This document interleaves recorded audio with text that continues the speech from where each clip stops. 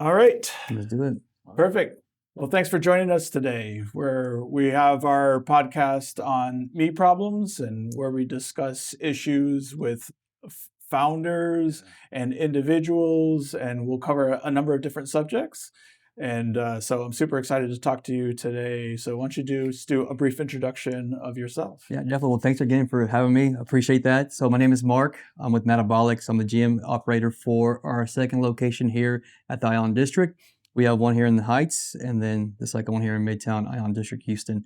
So as being on this project has been an exciting run, and I'm looking forward to sharing, details, information with you guys, answering any questions you might have, whether it be in the fitness space, wellness space, on the business side of things. But again, happy to be here. Perfect. Fantastic. Thank you. Thank you. And then we also have our esteemed co-host today, Tim Butts. Pleasure to meet you, Mark. Thank you, Tim. Would you do maybe just a brief introduction of yourself as well? Because I don't know, Sure. you've been on a number of these shows, but Yeah. would you introduce yourself? Sure. Yeah. Yes, we're talking about me problems. I'm Timothy Butts. I primarily work as a business coach. I do co-founding. I'm a chief revenue officer for a lot of entities, as well as chief operating officer, and also a professor of business as well as technology. Perfect. Yep. Thank you. Yep. So you're getting ready to launch this new gym here in a minute. And what would you say is one of the most surprising things that I'm sure from opening a gym, you're used to pumping iron, and that's pretty, I look down on the floor, I see some weights, I got to lift them up. You could teach people how to lift up weights. Like you know that part about it, but what would you say is like one of the more surprising parts that's just pulling all your energy that you didn't expect when you first started down this journey? Yeah. No, I love that question, because I think a lot of trainers, coaches that get into the industry, they're, especially now with social media, they're so excited to build a brand and start making t-shirts with their brand name or their gym or their one-on-one training program, that they see all the glamorous side of running a gym, running a business, that they don't see the behind the scenes. And throughout my journey, as I started as a coach early on in 2012 to the CrossFit side, ran my outdoor group fitness boot camps, and then being in this space where you deal with general contractors, you deal with permits and inspections, and all the behind the scenes admin work, that as a coach, you're like, I just want to be able to get in front. I live in the gym all day. I can wear shorts all day and coach people. But the business side, where at times you're on the mercy of other people's timelines. And our one thing that was surprising for us is I've been on this project since October, hoping to open up in January. And the government shutdown happened, right? That was a surprise. And then the holidays, and then dealing with contractors that either will let you know of an update or won't let you know of an update. And you got to check in. Like, why do I got to check in? How come you can't reach out or keep me updated? So all that was trying to make everything flow as smoothly as possible, trying to keep my head together at the same time, going out to events to promote the brand, to promote the gym, meeting with people, getting people excited. And that part, it's also draining at times because you're pouring out to a lot of people. You're going out to events. It could be an all-day event where you're sitting down, or not even sitting down, you're standing up and maybe talking to one or two people. And then that kind of takes your time away from the other things that you're dealing with, that you could use your time for connecting either on social media, emails, text messages, phone calls. But that was a surprise, was, the realizing how tough it is on the side of an entrepreneur, that at times you're not in control. And can you keep yourself steady and focused and keep your eyes on the prize, and knowing the time is going to come? And then, right, this is still just the first phase for me. I'm still excited for the phase 2, where we do have the studios open and we got people coming in. So that was the big surprise, is sometimes it's out of your hands, out of your control, and can you just roll with the punches and keep telling people we're opening up soon. We're opening up soon. I've been saying that for a while, but we're opening up soon. Yeah. If I may ask, I liked what you framed your conversation around just now. You talked about it as though this is a project. And in this phase of the project, your eye on the prize is really moving forward with the project plan, reaching the next milestone, and then making sure that as you're doing it, you're making people aware, here's the status of the project. We're still here. We're still planning to do this for you. But you've also demonstrated a lot of resilience. And you articulated that because you said, We're going through this government shutdown, all these other curveballs that happen. In terms of you being in fitness, I'm curious, how much did your own physical wellness affect your own mindset as you navigated the project so far and into the future? I love that. For me, since I was a coach first, and I have a soft spot for coaches, especially great coaches, that it's survival of the fittest, and not Yeah. just physically, mentally, like you Yeah. mentioned. And we do lose a lot of good coaches because eventually, you know, you have a family, and so now you're picking up all the other jobs to continue to coach because Yeah. that's your passion. Yeah. You know, the fitness space at times looks at coaches as a hobby, but for me, it's like the first line of defense before going into medical and prescriptions and appointments. Yeah. If you can get yourself to a gym in front of a coach, that could prevent that from happening. So it is a wear and tear on the body at times, most of the mind. Yeah. You know, your sleep schedule might be thrown off. I'm a dad. I got 4 daughters. I got one more girl on the Okay. way. Congratulations. Thank you. So all girls. So I'm a girl dad. So fitness for me is important to make Okay. sure I could outlift their boyfriends as they get older. But True. but yeah, it can wear you down. And what has helped me is putting that on my calendar. I gotta make it to a class. I gotta make it to, you know, a strength training session. And my wife and I, we support each other. You know, if we have the kiddos and you go, because I know how important it is. Yeah. She's pregnant right now, to get her out to the gym, to get her moving. Yeah. That makes her feel better. And for me, if I miss a day or 2 or 3, I can start feeling myself getting antsy. I can start feeling that brain fog that I just need to get myself to a gym and get a 1-hour Yeah. class. And that just regulates everything. And I'm back online again and back focused again. So it is wear and tear on the body and the mind, but staying consistent with your schedule, using your calendar, and just the hardest part, I said to people, even for trainers or in the business, is showing up. You show up, the workout will take care of itself, and you'll feel a lot better once you're done. That's excellent. May I? Yeah. So we have various friends of various ages. I want to talk at the high side of people that he's known that are in their 90s. I'll even speak from the viewpoint of my own mom. She's 102, but she goes to the gym every day. She totally believes that when you stop moving, you stop living. She's into her gardening. She goes to the exercise. She does the walking. She does the stretching. She does the weightlifting, all of that, dribbles the basketball still. Wow. What's your feeling around motion is life and how that ties in across whatever age and across whatever you're doing? Yeah, you got to keep moving for a lot of different things. You know, I tell myself this is a long game. You know, people think as fitness as a quick fix, but if you change your mindset of I gotta lose weight at this time, or I want to get this strong at this time, I want to be able to PR at this run, and just look at it. This is just part of life. Yeah. You know, as you get older, your intensity might change a little bit. You're not going to probably go to the gym 5-6 times a week like I did when I was single, but going 3 times a week to just going on walks, it's a huge plus. The social part of it in fitness has seen an uptick with run clubs being huge and group fitness going back and coming back again, where people are leaving their Peloton bikes at home and going out to public again. So being around people that are focused on doing the same thing, they're just trying to make themselves better every day. And if you can do that for the long run and understand it's a long game, there's no finish line. It's just to help your body move better. It's going to help out, because if you don't use it, you lose it. And you know, guess what you do every day majority of people do this every day. They go use the restroom. What do you do when you go use the restroom? You squat, you sit down, and you get back up. If you can't squat, then who's going to take care of you when you go to the restroom? So that's one thing I say. If your doctor ever tells you you can't squat anymore, well, tell them, well, hey, I got to use the restroom, so I got to squat, right? So you can't tell me I can't squat. That's part of life. There was a thing that I heard years ago that they used this prediction to say, sit crisscross on the floor. I don't know if you've seen this. How many points of contact do you need to get yourself up off the floor and stand? Wow. And for every extra thing that you have to put down on the ground, whether it's the side of your thigh or an elbow or whatever it is, you got a point for every additional thing that you need. And once you've gotten to 10 points, you probably are not going to live much longer, right? Oh. If So it's like you- a points of demerit. Yeah.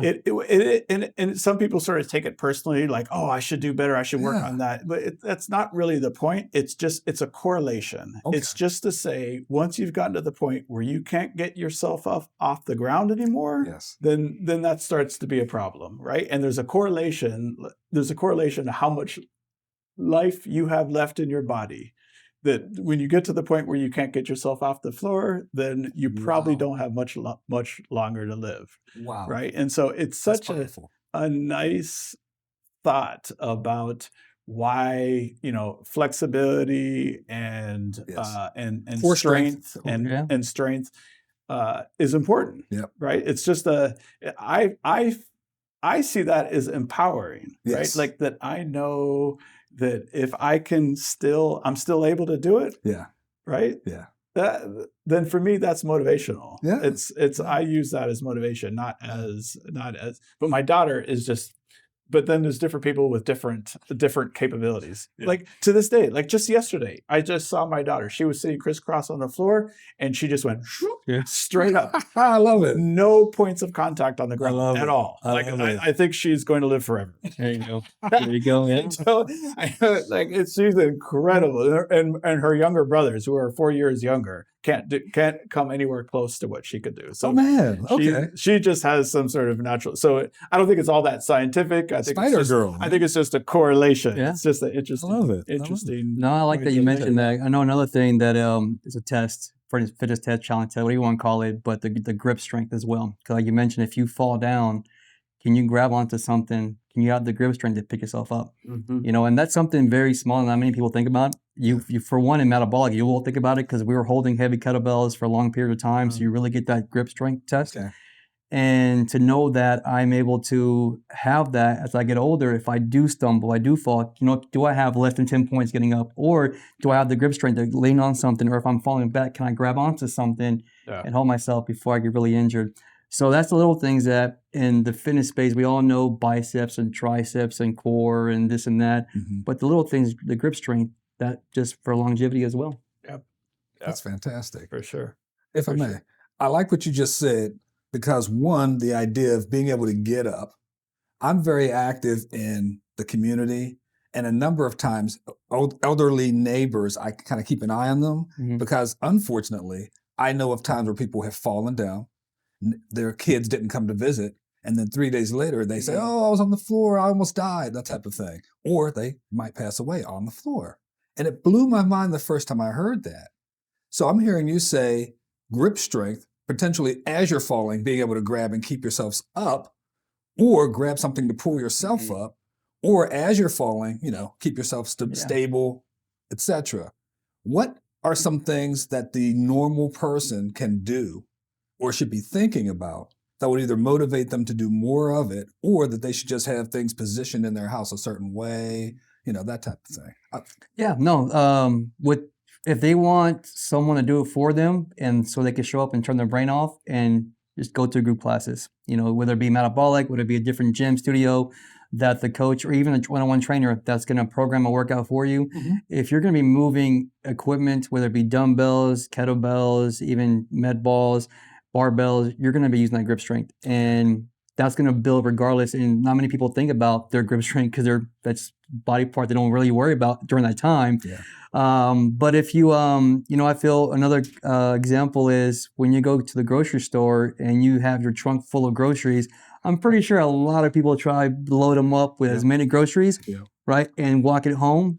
And it's funny because when I see, especially on the ladies' side, they'll come to the gym first and they're intimidated. I get it, and they'll go for the lighter dumbbells. Okay. And I'm like, I know you picked up heavier groceries than that. I know you picked up your kids, with one hand, and that's working that core strength.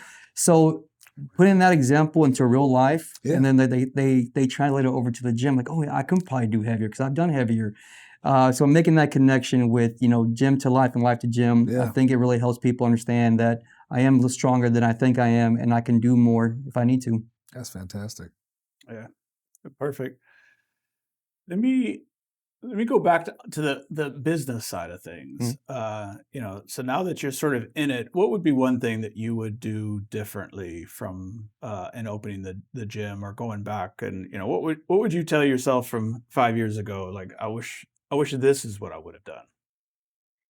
I think that's, as of right now, it's hard to say if I would do anything different. I feel we're pretty blessed on having a great location. I think first of all, I mean, you hear it in retail or in location. Yeah. And some places that can, if you're going for less rent, you might find a location that's farther away from traffic, from people. So I think it's a blessing that we're right in the middle of Island District, and this area is going to continue to grow. So I don't feel any pressure, stress there with location, with foot traffic, with people, connecting with people, being on the community. And then, it is a competition in Houston when it comes to fitness. And anybody can go anywhere. For the ecosystem for fitness is huge. Yep. But if you're providing a great product, if the branding is there and the coaching is there and people connect with the coach, the structure is there, the simplicity is there, it's going to be challenging, but simple. I think it'll bring people in. And the fact that everything is just, maybe the delay has helped in terms of me getting out with the community more, with events. I've been here for Island District for the Crawfish Festival. I've been here for their holiday event, having my table set up. I'm here right now, having a table set up and connecting with people, having the opportunity to meet new people. And I realize every time I go out to an event, I might not get 10, 20, 30 leads. But so far, I've been able to connect with either one or two people that will extend to something else like this. Yeah. I showed up today not thinking I was going to be on the podcast, and look at us now. Yeah. And this is so it's been a journey that different. I wouldn't want to make anything different because so far it's been, I think this is the way it's supposed to flow. And how I mentioned earlier, this is phase 1. I'm excited for phase 2, which is studio open, people coming in, coming out.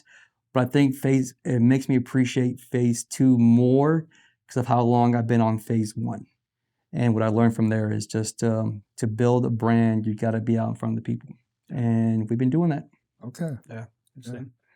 Well, there was one thing that you said earlier, which the benefits of working out and the instant gratification. And I know I've talked to my kids before. One thing that I said is, nobody has ever written a movie or written a book about sitting around on the sofa.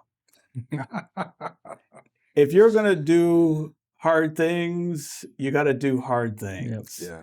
And it'll take a while, right? It takes a while for you to do it. And it's in that journey. It's in that exercise. It's doing all that hard work. That's the interesting part.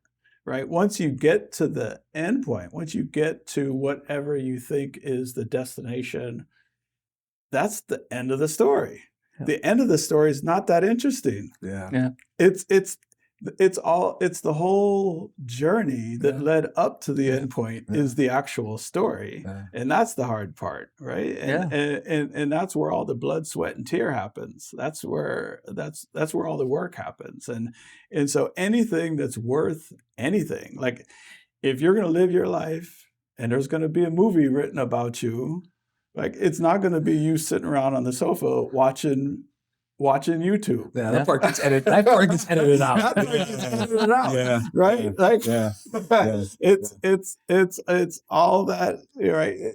Like that bowl of ice cream was super tasty at that moment in time, and then the bowl of ice cream's gone. Yeah. Right? But the epic journeys that people talk about in people's lives, it's all about that long-term commitment to doing a thing, to doing a hard thing. Yeah. Right. And that ends up being the interesting part about life. Right? Yeah. Nobody puts, I ate, 16 pounds of Bluebell ice cream on her tombstone, right? Like, that's not a thing that people put on their tombstone. But you could say, I've made it to the top of Mount Everest. Like, that would be worth 100%. Milestones. Yeah. Right? Yeah. No, I mean, I think you said it, like, you got to do hard things. If you do hard things, you're pretty much going to have some pretty cool stories to tell to your family, your kids, When you mentioned that, like, yeah, I mean, right after high school, I went to the Marine Corps. So I went to the military and picked the hardest one out of all was the Marine Corps. Yeah. And just something that, what I guess was in me. And then from there was, deployed twice and came back and got into oil and gas industry as a recruiter. And that moment there was a different change, different shift where the activity wasn't as high as before. And I lost myself there with the fitness and the pride of belonging to a team or unit. And it wasn't until I got into fitness in 2012 that it was just a life change. And I think a lot of people who say this is, fitness saves their life. They saved my life, and it was doing hard things. And you choose your hard because it is, it's hard to wake up early, or especially when you have a family, to get your workout in early in the morning. It was also hard when you have to rely on medication every day. And, so which hard do you want to go with? They're both going to be hard, but I want to be able to live long and play with my kiddos, play with my grandkids as my girls get older. And, that's like I said, it's a long journey. It doesn't become hard because there's not really a finish line, because you can always lift a little bit more. You can always run a little faster. Yeah. But as long as your mindset knows that this is just part of life, like brushing your teeth, just keep moving your body. As long as you're moving, you're going to be fine. 100%. I mean, that's, and that was the conversation that you and I were having off camera before, that sort of led to this topic. It's like, around me problems, we're focusing on how do people tackle and address some of their difficult life issues. And a lot of times you got to do some of that self-work in order to achieve that and overcome that. And we sort of think of self-work on, changing the mindset, doing all and all of that is well and true. You do need to do that. But the thing that you just mentioned that was interesting is that, when you were in the Marines, and I ran track in school, so I understand that you're in a team, you're part of a group. Yep. And getting and moving an activity is part of the program, right? Yeah. And it's there, it's built in. You're just always going to do that. Yeah. And then you get out in the real world, and you don't have that anymore, Right. right? And you feel like you get lost. So it's and that was a challenging time for you. And what I heard you say is like getting back in the gym, getting back in a group environment is itself therapy, 100%. right? No, 100%. Yeah, that would that shift, that changed, and that put me where I'm at now. And I was lost, and I was overweight, and was introduced to happy hours during that time, and so it was a different ball game. And to find the group fitness where other individuals are going there, some have been working out for a while, some are brand new, but we're all there for the same goal, to make ourselves better. And then seeing the coaches, and they command the room, and that's what lit up myself to start coaching. And it's been, that's been to be able to coach, to be able to operate and run a gym, and to be in shorts most of my time, is living out my passion, to be able to provide for my family. Like, it's been a lifesaver in more ways than one. Fantastic. This book that I read here recently, it was interesting. It's like What Your Therapist Won't Tell You. Was and there's, if you have clinical depression, there are 3 ways to fix it. You can go to therapy for, and if you're deep in depression, that takes a while to get over that. So it's and you need to do that self-work, and you need to do that exploration. Another way to get over depression is with medication, and you brought that up as well, right? And so a lot of times people need that medication, and that's helpful. The third one that your therapist won't tell you about is exercise. And statistically, exercise is just as effective in treating depression as therapy or medication. Yeah. And so what's good about that is that you can go today and start working out, and it speaks to even if you're not clinically depressed, right? Like we all go through bouts. Like, I think that there's this threshold. You say, okay, you're depressed, right? But it's really on a scale. We all have our highs Yeah. and lows Yeah. in the course of a day, in the course of a week or month or whatever the Yeah. case may be. Um, Speak to, you've had your personal explorations, you've had your personal journeys, but also as a coach in a gym. Can you think of a client that you may have had that I'm sort of putting you on the spot No, here that's that maybe that you felt kind of went through a personal transformation? when you mentioned about depression, and depression hates a moving target. Well said. And that's kind of going back to just to move, even if it's walks, even if it's getting into a gym, if it's getting with the one-on-one trainer. If you're moving, depression does not like that. And Yeah. you mentioned your book, what therapists won't tell you, but coaches and trainers have been saying that you don't need medication. Yeah, you can read a self-help, book, and go have some one-on-one therapy and all that, but just get moving, get some sun, get outside, get moving, start small, and then continue to progress. But when it comes to clients I met throughout my time, um, it's been, you know, they, I feel like they won't open up early on, but you feel something. They keep showing up. They keep showing up. You can tell they're battling some things, um, but it's not till later on where they reach out to you or text you, or if it wasn't for you, I wouldn't think I would make it. Because of you, I'm able to play with my kids. Because of you, and they say you because the coach is the one leading the workout. And if that coach is great and can connect with human beings, Yeah. they're going to pour it back, to the coach. So it's so I had a couple that have came back, and and even in this journey, because I left the central Houston area to go run a gym in West Houston, and there's a 3-year gap to come back to the city for metabolic, and for them to still be there to come back after being gone 3 years. For one, it didn't feel like I was gone for 3 years because that connection was right there, just quick. Nice. But for them to have that, to be there, and for them to support me in this journey, speaks volumes that I must have done something right for them to still be here. There you go. They could have gone to another gym, but they're Yeah. coming back, and some might not, some might tell me, some might not, but I think like myself, it saved me, and I think for a lot of people, I think it probably saved them as well. That's powerful. Mhm. May I? Yes. I love the fact that you framed coach as kind of people's North Star. Whether we know it or not, I know I going through physical therapy, I called my therapist my coach. Mhm. The times when I've been in group workouts, etc., I was doing MMA training, not getting in the ring, Mhm. but doing that type Yeah. of workout. And I called my personal trainer my coach. Mhm. And to this day, I can look at different peaks and valleys and how my mental state was from that. And I'm like, I want to get back to that. Mhm. So when you have those references, I'm sure that when people even see you walk in the room, they immediately think, he helped me feel a certain way. Tell me more about that connection and how it uplifts a person when they walk through the door, sees you, their face lights up, all of that. Tell me more about that. Yeah, you like you mentioned, you make them feel a certain way. There's an experience that they encountered with you in that environment, and that's what I feel like a lot of successful gyms and trainers are, is because you create an experience for that Okay. person, that made that connection where they felt something. Yeah.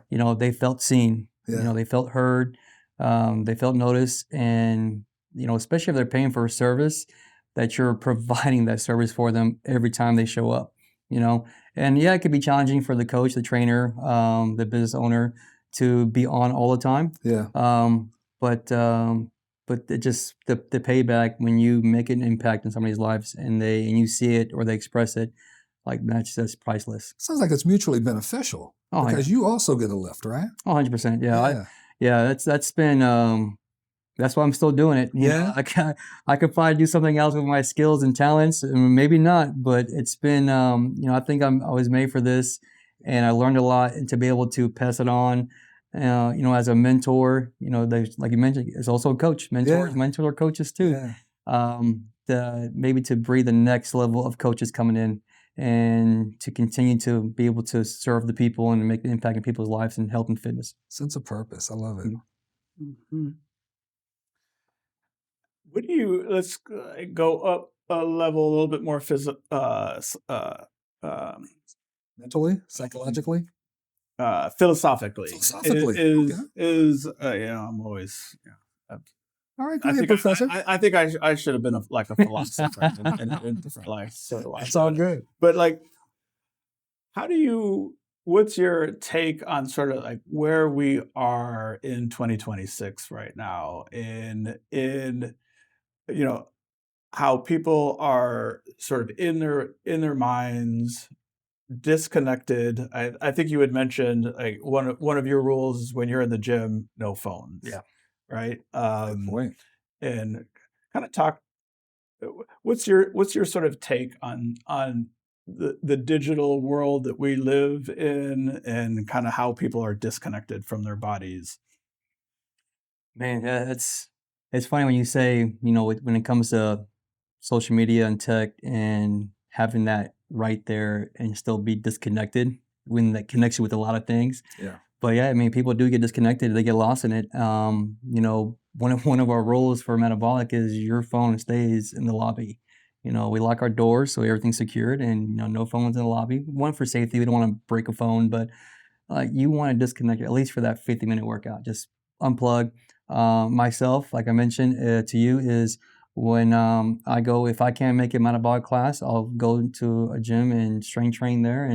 But work and rest, and during my rest, I sit and that's my worship time, or that's my going through my day and giving thanks and feeling blessed that I'm able to do this and go back to another lift and come back and do the same thing. Yeah. And connecting with, spiritually, that has helped. Kind of keeps me focused. Cause it's funny, cause I could be in the middle of the day working, I could be behind my desk and I don't have that moment of that feeling, that gratitude and being thankful for my day and planning on my day, because your mind is probably just active on the task Mhm. and what the next task is. But it's not until I'm putting my body to a physical activity and a moment of rest where I can finally like sit in my thoughts and find that peace and plug away from the phone. Because once you get on the phone, then you're just now you kind of lost it, right? You Yeah. go check emails and you check your calendar, you check on social media. It's like, can you get back to that feeling of when you started? So I try to maintain that start from beginning to end, and then once I'm done, I'll get on the phone. But it's funny how even when I'm done with the workout, like the urge to get back on the phone is not there. It's like it just your body's still feeling it. You still feel that peace, you feel that ease that you don't need to find another hit of dopamine by phone. Like you're in the good mood, and it carries on through your day. That's fantastic. It was years ago.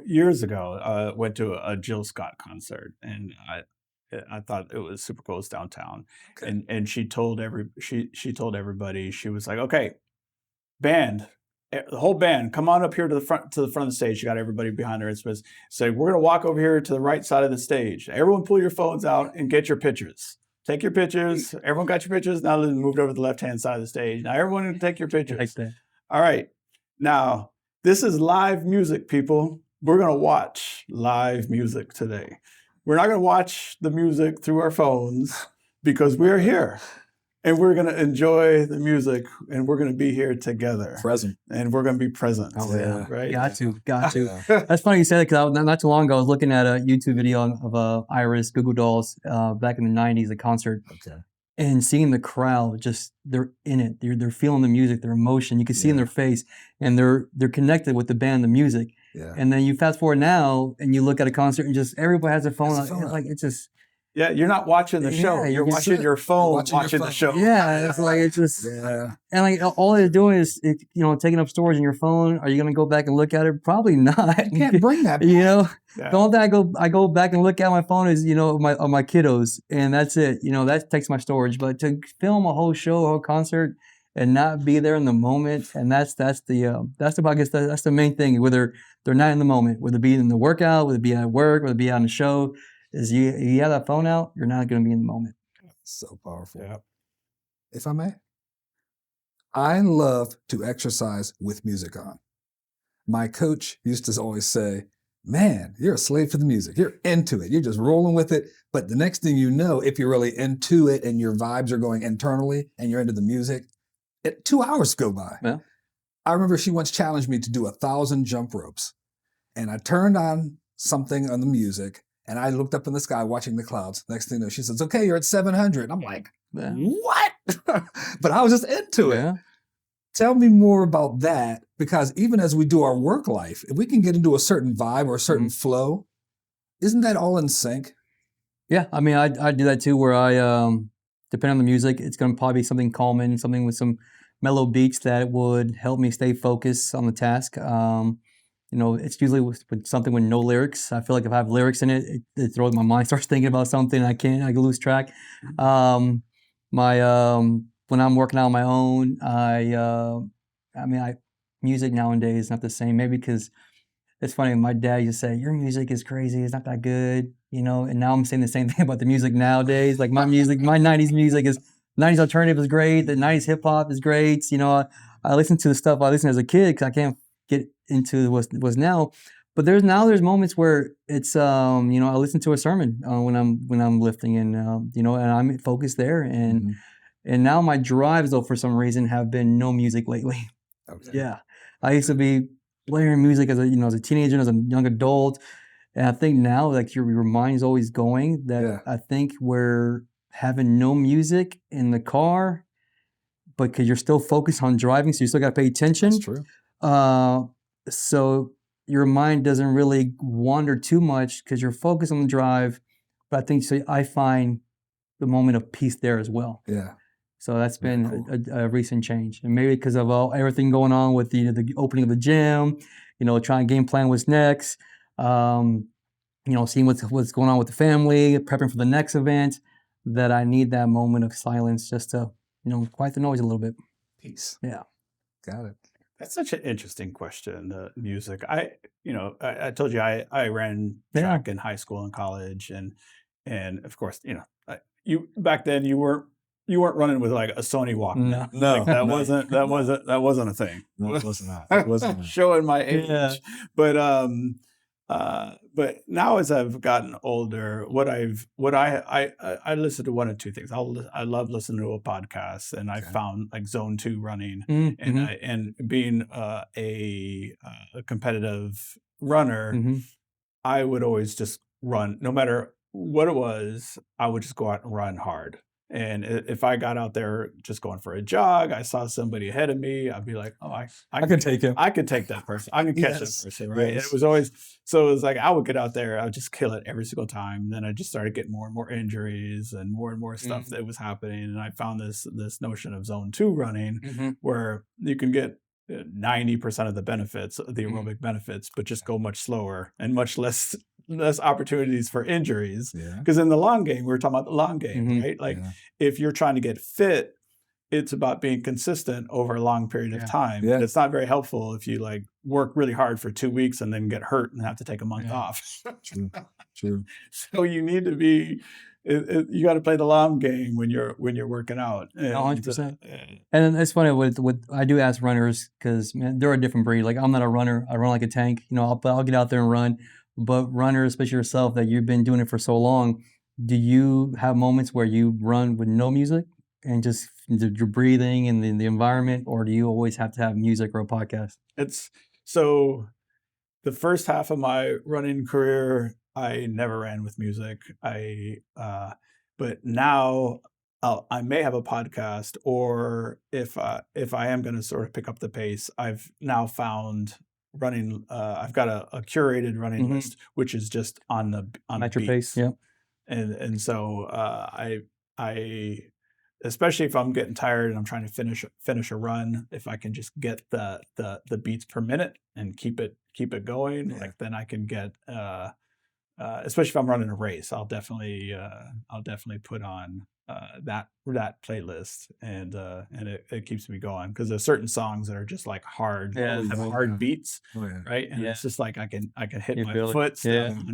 on every beat, and then I know I get immediate feedback when I'm fading, and so it's like, all right, I got to pick it back up Yeah. because I just got Yeah. off beat. I got to keep it going. So that's. But I also just feel like you talked about brain fog earlier, Mm. right? And like I'm just increasingly walking around with listening to stuff all the time, and I'm just like I need more peace, Mm. right? And And I need to find a way to wean myself off of having something plugged into my ears at all times, listening to things, and I just don't feel like that's that healthy.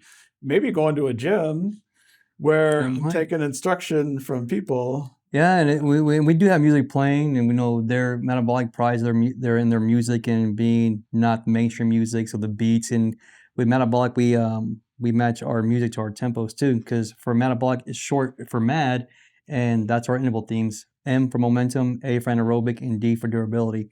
So Okay. momentum days is where it could be the pace of the speed or the pace of the weight, where it goes from 70, 80 to 90% on those days.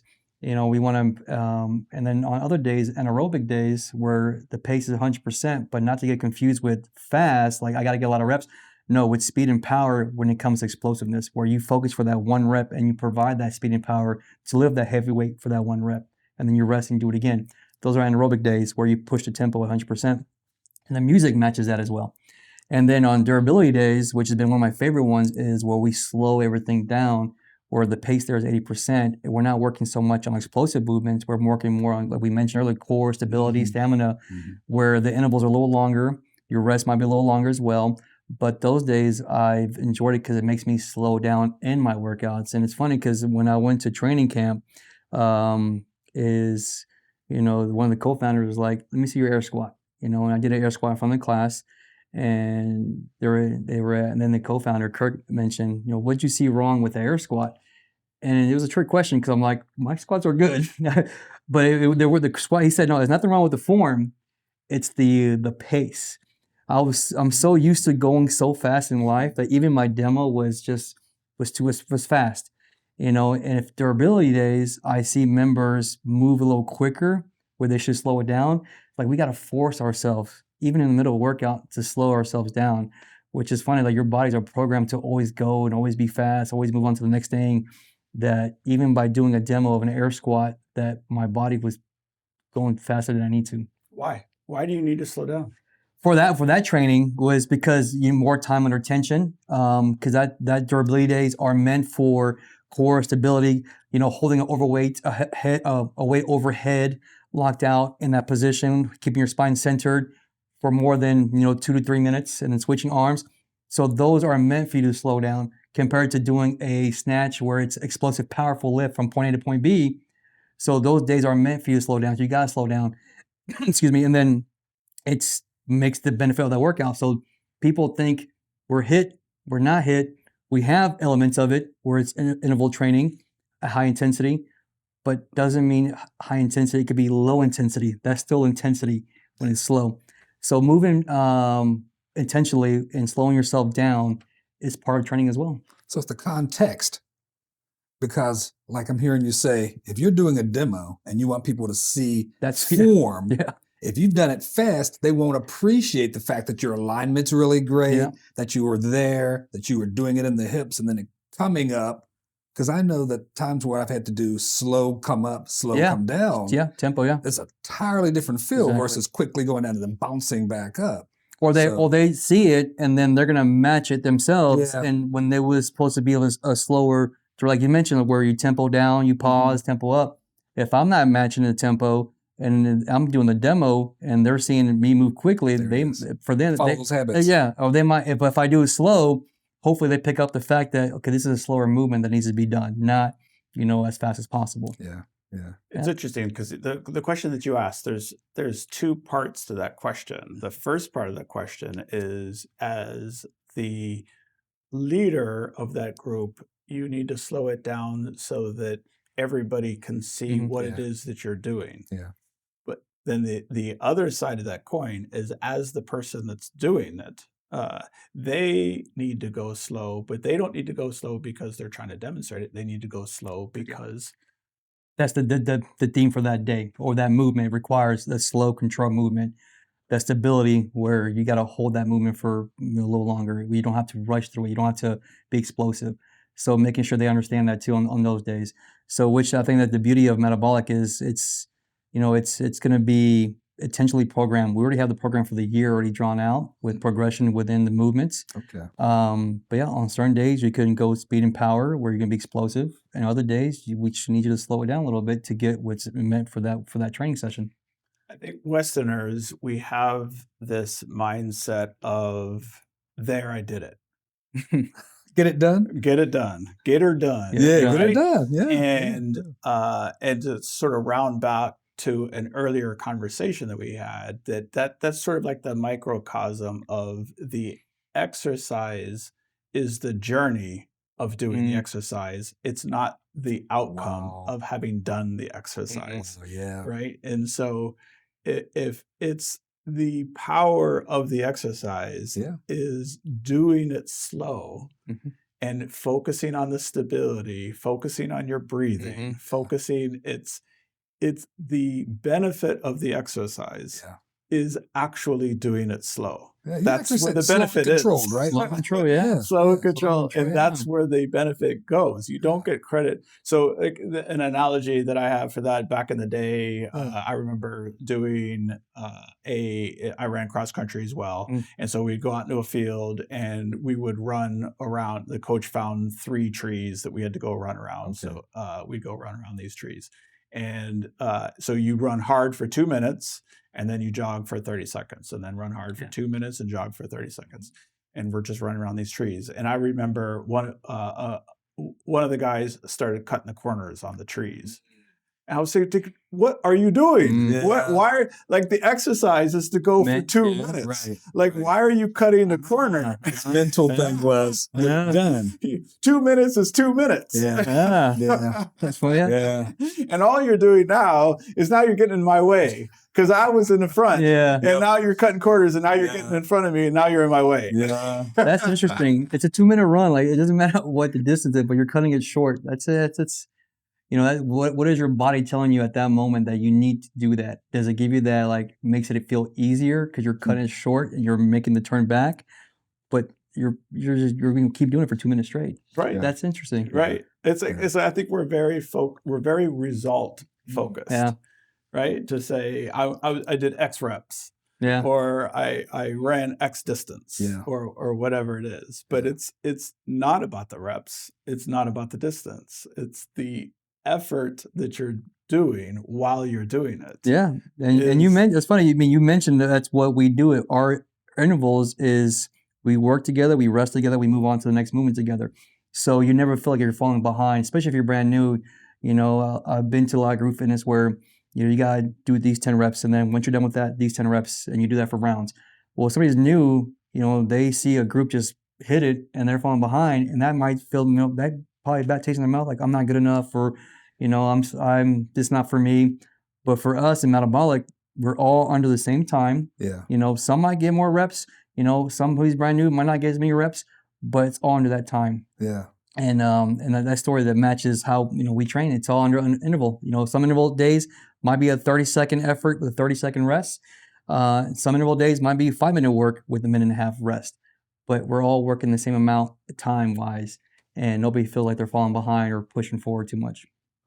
Man. Interesting. Powerful. That's so So interesting. it's all interval, yeah. Yeah. And it's and the question I was going to ask, and I think you've already answered the question, is like if you have more advanced people and newer people, how do you kind of work with the newer people and help them focus that it's not about the reps, it's about the time and the effort, and I think people naturally just want to compare themselves to Mhm. other people, and right, and when you feel less than, then it can be very demotivating, right? And like, how do you work with your newer members or the ones that just can't do as many Yeah. reps? I think the way we're set up is we can cater to the new members, and we can cater to the top elite athlete if we wanted to. Like I mentioned earlier, I showed you earlier the tier system we have with our color-coded plates from white, teal, mixed to gray to black. Those are 5 lanes with 5 movements for that day. And then starting with the light weights for this row, and then the weights will progress moderate to heavy. So if you're brand new into fitness, you're probably going to start in the white lane. But guess what? there's 5 movements, which means 5 people could be in that lane. So you probably have another 3, 4 people in that lane with you. So you're not feeling like you're the only one who's starting. Compared to, if you're in the black lane, depending on the class, you might be the only one sometimes because you're at that level. Yeah. But at that moment, you're not really considering what people are thinking about, at that point. So the fact that we have the tier system set up where we know exactly where the new people are going to be at, but it helps us and helps the member progress in the strength. Because they might be in the white lane for about a month or so, and then they might progress to teal because now they're getting a little stronger and they're getting more comfortable with the movements. And guess what? There's going to be a couple more people in that teal lane too with them. So you never feel like you're alone. So you're always going to be in a group, even though it's, again, interval and it's on you to do the work. I don't feel like anyone's going to feel lost or fell behind. And then we also pride ourselves in coaching. Every coach is, not only do we have to practice what we preach, we take classes ourselves, from the owner to GMs to even the coaches. We need to take the product ourselves 3 times a week or more. So that also builds connection with the community, the members, because they see you working alongside them, which is a big plus. But coaching, like, we want to make sure they move properly. We want to have touch points on each member that they're, if they're doing a great job, tell them they're doing a great job. Yeah. If they need assistance, hey, quick fix, let's do this real quick before the next interval starts. And that's what they're showing up for the coaching, for the workout, but for the coaching. Mm-hmm. So I don't feel like anybody who's new feels lost. The simplicity of the 5 lanes and the 5 movements, and every day is going to be a different 5 movements. But we do a really good job explaining from the whiteboard speech, which is what's the plan for that day for that workout, mm-hmm. to the demos, to the warm up, and to setting them up in the class, and then we start the clock, and then work and rest. Yeah, perfect. I love the fact of what you're saying, that you explain the intent, and then everyone kind of gets it there, because that way you do all move forward, everyone with their own view inward as well as outward. Mm-hmm. And that really helps everyone to move together. It's like a school of fish. Mm-hmm. I mean, because you're still all going to move together. I think at the times when I've used to coach AAU and that type of thing, and I didn't articulate it quite the way you did, but that is so powerful to, one, remind everyone that you're a team, you're all doing mm-hmm. it together, you're all in here in this self-contained time frame. Is the output from a particular class or session, do you find more camaraderie? Do you find when people come in, part of their experience has been both engaging with others as well as you setting up, here's our roadmap for today, and we are doing this, not just me? I think when it comes to engagement is a lot of the classes will take the personality of the coach at times. So if you have a really, structure, they're not going to be, rah or vocal, but they're very intentional, making their touch points, keep a calm voice throughout the whole time. Okay. That energy might probably stay the same throughout the whole class. And you might get your 1 or 2 that are, you hear a little woo there and high fives there and fist bumps there. Yeah. And then you have those that just, their energy you just feel it, you see it, you feel it, and it spreads. And then you have members feel more comfortable to give more, let's go and let's, last round and we can do this, more fist bumps. And then I feel like it starts from the coach. Yeah. And that's been one of my skills, is that I'm able to have that energy where it spreads. And then if I hear somebody kind of jump in and feed off that energy and give kudos to somebody else during the workout, then like that gets my energy up high. And then now it spreads, right? And then, that's where you start feeling that community there and the teamwork together, where it's funny because even members have told me, like, my best friends are from these classes. Yeah. And we stay connected and, do things together on the weekends because you're tied up with work and you got your family. So sometimes the only time you get socialized is during a group class. Yeah. And then you connect with people and then it carries on. Yeah. That's great. Well, we're getting up to the hour, and okay. I sort of wanted to wrap it up. Do you have another question? Well, no, something he said made a realization popped in my head, and I saw a commercial on TV that reminded me of that realization. Yeah. I had the fortune of coaching Jalen Brunson when he was a kid. Now he's like leading the New York Knicks. Mm-hmm. When he interacts with me now, he still calls me Coach Tim. Mm-hmm. And that power of that, it's like mind-blowing. So you articulated that so well, and I think that really carries into the workplace, into the life force, all of that. In fact, he has a commercial I think is coming out for like Powerade, and they grab little clips from when we used to work out at the YMCA cool. and stuff. It's in the commercial. I was like, "What am I doing on TV?" That's so cool. There we were working out.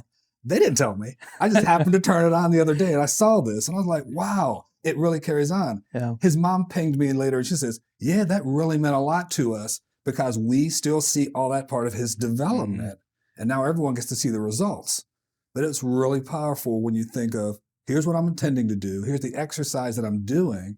And I know I'm getting these results. And now I can play it out, but also keep working on it. Because I guarantee you, he still has coaches. And I know you, like you even said, you still have coaches yourself. Yeah, You 100%. participate. I love being coached. Yeah, that's fantastic mindset, man. Fantastic mindset. Thank you for sharing. Thank you. Now, I appreciate that idea about the energy that a coach or a leader, any leader, Yeah. Yes. can impart into a room, and that positive energy is infectious. We Yeah. know negative energy Yeah. is infectious. Spread like Yes, cancer. right? Yeah, man. And it's hard to do sometimes it's hard to do positive energy, and because we all have naysayers, we all have people that are pessimists, and so I think that that's what's nice in a gym environment, right? Is like we're all there to work out, and it's kind of low stakes, but it's an opportunity. What I heard you say that I thought was super interesting is how the room sort of assumes the personality of the coach, and it just goes to show how any one of our personalities, how we can positively impact the room that we're in. Yeah, Right. we are what we do. You even said that. Yeah. So yeah, that's been a big positive, that to be able to continue to show up, because like we mentioned earlier, it could be draining, it could be wearing the body. Probably more reason why I'm driving home with music off, just to kind of regain my thoughts and regroup and decompress a little bit to be able to do it again. But once I'm in there, it's just like, I'm living out my passion. I'm blessed to be in this position to coach and to work out and train. And as I get older, I continue to work out and train, and even to the point where I'm my oldest bonus daughter, Bella, she's going to be 13. She's in cheer, but now I'm able to stunt her and pick her up and do all those things too. And part of it because of the fitness, that I've been able to do, and to connect like that with my kids is huge.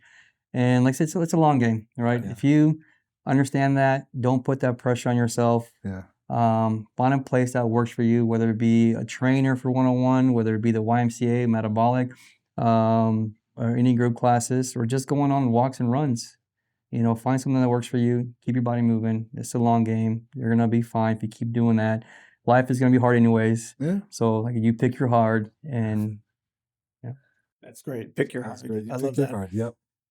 All right. Well, as with Me Problems, right, we're focused on how do we help people solve their individual challenges that they may have, and we all may at some point we hit a wall, or we hit this thing, we're ruminating on it, we're stuck on it, we're not sure where to go next, and sometimes a hard thing happens, and we're just not sure what to do next, and we just sort of feel stuck, and sometimes life sort of steals your power from you. Yeah. You just feel like sometimes you get beat down, and you feel like the world is against you, right? And I think what happens to people is sometimes you feel like you lose agency. Like this thing is just so difficult. It's so hard. I'm just not sure what to do next. Right. And we were sort of having this conversation about what is, and in that instance, a lot of time that issue is sort of in your mind, right? That a lot of times your obstacles are in your mind, that is preventing you from moving forward. And you and I were having the conversation about what is the difference between mind and body, right? And what is the benefits of working out? And I think one of the benefits of getting in a gym and working out is it gives you agency of that is something that you can do. No matter how hard things get, you can always get in the gym, and you can always lift a weight or two, or you can always get out on the trails and run a lap or two, right? And it's something that you can always do, and you can always feel better about yourself. So I love the idea with Me Problems and metabolic, having more of a holistic approach for how do we sort of gain self-agency.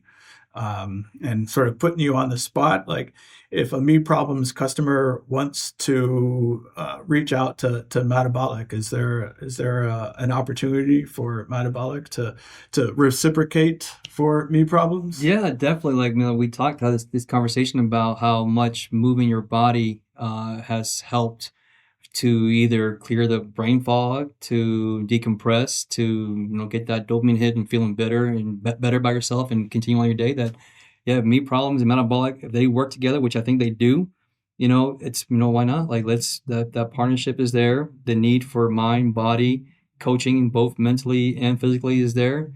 I mean, it all connects. Indeed. Perfect. Indeed. All right. Love it. Love it. Is there a discount that you would offer to Me Problems customers? Yeah, we are going to be, but right now we're doing founding memberships, but we want to make sure that we take care of those and figure out what their schedule allows for, what their, how many times a week is it, does it work with a session with you guys and maybe a follow-up session with me? So all of that we could work out, and we'd love to be open doors for you guys to work with us. But one question I have for you when it comes to Me Problems. Yeah. When you mentioned that, people get, they need that extra push or they're stuck. Is it because they're overthinking and have a hard time to execute, or they just get in their head and maybe they just don't have the confidence, or they're just out of ideas and don't have that community or that social network or that mentor to bounce off ideas? Where does one hit that wall where Me Problems comes in? What is it usually that gets them in that wall? That's such a good question. I think we have this sense of FOMO, right? And if we have, say, two hard options, and we have option A or option B, the reason why it's a difficult decision is because both options are good, right? There's benefits to going either way. And so we don't want, if we choose option A, we don't want to lose out on option B, what option B gives you, right? And so then maybe then it becomes a difficult decision to make, right? And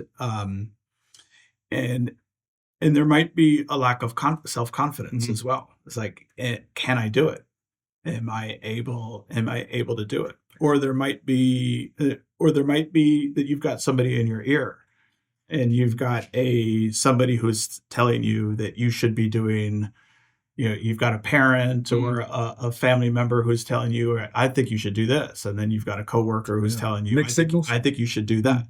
Right. And when are you, in any of those scenarios, when are you doing something for yourself? Right. And how do you build up that self-confidence that if you're going to make a decision and you're going to go do a thing, you need to jump in with both feet and you need to go do it. Right. And so do you have the confidence to do a thing, pour all of your energy into it and not have any regrets about doing it? Right. And I think that is something naturally that exercise gives you. Yeah. Like when you're doing one exercise, you're not having, like, say you're playing tennis.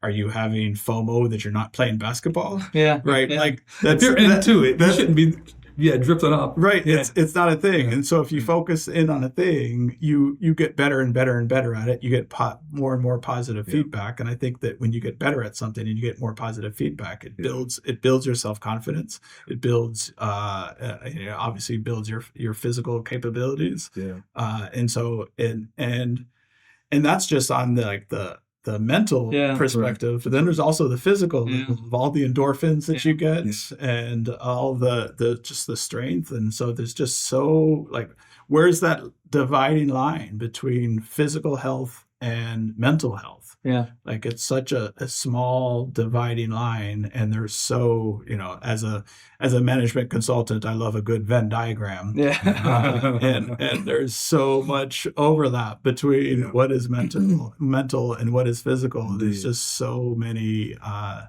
benefits on both ends of the spectrum. Very good. But one thing that I heard you say that was super interesting is, like, it's really difficult. Like we were talking before, if I want to work on myself mentally, I can do some self-work and nobody can see it. Yeah. Nobody else can see the self-work that I did. Yeah. I can feel it, but nobody else can see it. But if you're working out and working at the gym and you're lifting weights, everyone else can see how many reps you did, Yeah. or anyone That's can where you see might that change it up. over time, Yeah. right? You get this feedback, this direct external feedback, which is interesting. And so it's a thing. Getting into the gym and working out is a thing that you could start now, right away, and start to get feedback and validation from the world. And then you get in and you're interacting with other people, Yeah, and then your mind will follow. and your mind will follow. But the reason why I asked is because I found myself during this journey is moments where, you know, which route do I take? And I what happens at those moments, right? You probably deal with it too with me problems when you meet with people is they start delaying themselves or start second guessing themselves. And I think for me, what I start realizing is the fear of failure, Yeah. right? And that's probably one thing a lot of people deal with. And, you know, I don't want to fail at being a good coach. I don't want to fail at being a good dad. I don't want to fail at this business or this project. But then now you're just holding yourself back and not executing at times or delaying the execution. Yeah. And if you just did it, it usually all works itself out. Mm-hmm. But it's funny, the fear of failure there, yet you go into the gym and if I don't get that weight, if I miss that rep, or if I'm not fast enough that day, is that fear of failure there is not as bad as the mental part of it, which is, I find it funny because you go back to the gym and train again and, you know, you might get it, you might not, but you're okay with failing in the gym, you know, compared to failing in life or in projects and at work. Those two, I just find that like, wow. That's, I mean, 100%. It's sort of 100%, yeah, like FOMO or fear of failure. I think Yeah. those are similar. Those are close cousins of each other.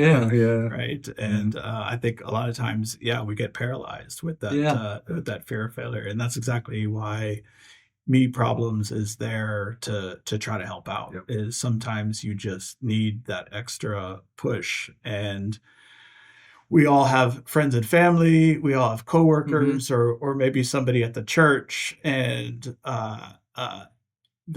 and all of that's well and good, but we sort of also understand that every one of those sources has their own agenda, right? And so can you really pour yourself up and be vulnerable to whoever it is that you're speaking to about whatever your issue is? Do you trust the feedback that you're going to get, or sometimes you're getting contradictory feedback from different sources? Certain lenses and certain filters too. Yeah. And so Me Problems is designed to that we're going to meet people where they're at and provide the personal responses, but there's a level of anonymity.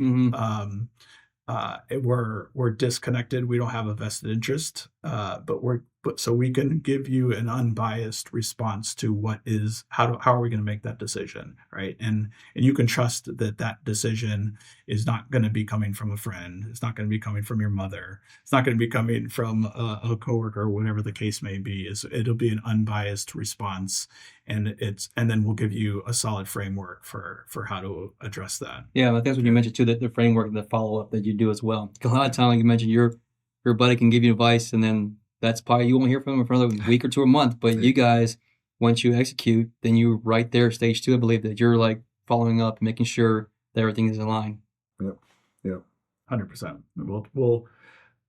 It's one thing to help make a decision, but then like, now what do we do about it? And how do we go execute? How do we get that done? Right. And that's next level. Yeah. Right. And so that's what we bring to the table, is trying to give people, it's one thing. Everybody knows how to lift a weight, but knows that you can lift a weight. Yeah. But there is a right and wrong way to lift, right? Yeah. And that's why having a coach there is helpful. So yeah, because if you don't show up to my class, I'm going to be calling you. Like a lot of big box gyms will sign a membership and they don't really care if you sign up or show up or not. Yeah. But you come, if I don't see you for a week, I'm going to check in like, where you at? You okay? You need some help? Yeah. So I like the connection there between Me Problems, Metabolic, and group fitness when it comes to a coach. Fantastic. Perfect. Well, thanks for your time today. Thank you guys. Appreciate it. Conversation. Awesome. Appreciate you guys very much. Conversation. Look forward to it. Again, we're opening soon, so hope to see you guys on the gym floor very soon. They signed up for a free class. Let's do it. Yeah, that's awesome. Absolutely.